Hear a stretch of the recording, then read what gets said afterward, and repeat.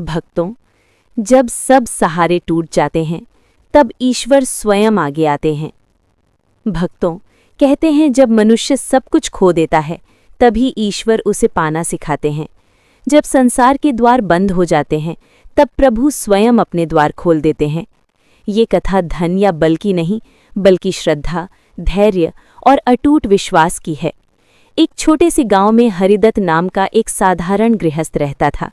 न धन था न पद, पर उसके जीवन की पहचान थी हर पल ईश्वर का स्मरण। सुबह आंख खुलते ही धरती को प्रणाम कर वो कहता, हे प्रभु, आज जो भी मिलेगा तेरी कृपा समझकर स्वीकार करूंगा। उसकी पत्नी गौरी भी उतनी ही श्रद्धालु थी। घर छोटा था पर मन विशाल। समय बदला, पहले व्यापार में घाटा हुआ, फिर खेत सूख गए और एक दिन घर में अन्न समाप्त हो गया। 3 दिन तक चूल्हा नहीं जला। बच्चों की आंखें भोजन ढूंढने लगीं, पर हरिदत्त ने शिवलिंग के सामने बैठकर बस इतना कहा, प्रभु, परीक्षा ले रहे हो तो शक्ति भी देना। गांव वालों ने निंदा की। किसी ने कहा भक्ति से पेट नहीं भरता, किसी ने मजाक उड़ाया, पर हरिदत्त का विश्वास नहीं डगमगाया। वो बस यही कहता रहा कि ईश्वर देर करते हैं, अंधेर नहीं। एक शाम घर में बस एक मुट्ठी चावल बचे। भोग चढ़ाया ही था कि द्वार पर एक वृद्ध साधु आ खड़े हुए और बोले, माँ, 3 दिन से कुछ खाया नहीं। गौरी ठिठक गई, पर हरिदत्त ने बिना सोचे पूरा भोजन साधु को दे दिया और कहा, प्रभु स्वयं आए हैं। साधु ने भोजन किया, आंखें मूंदी और बोले, जब सब कुछ होते हुए भी कोई नहीं देता तब तुमने अपना सब कुछ दे दिया।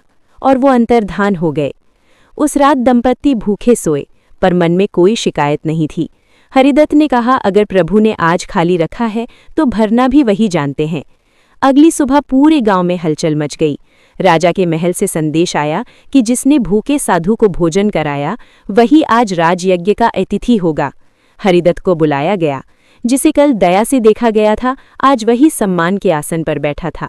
राजा ने पूछा, क्या चाहते हो? हरिदत्त बोला, बस इतनी कृपा हो कि मेरा विश्वास कभी डगमगाए नहीं। उस दिन के बाद उसके घर में कभी अभाव नहीं रहा, पर उसका जीवन सदा सादा और नम्र ही रहा। वो कहता था, जो मिला वो मेरी भक्ति नहीं, प्रभु की कृपा है। भक्तों, ये कथा हमें सिखाती है कि ईश्वर हमारे शब्द नहीं, हमारी निष्ठा सुनते हैं।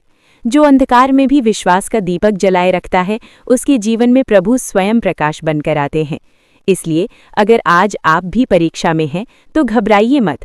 प्रभु देर से आते हैं पर खाली हाथ नहीं आते। हर हर महादेव।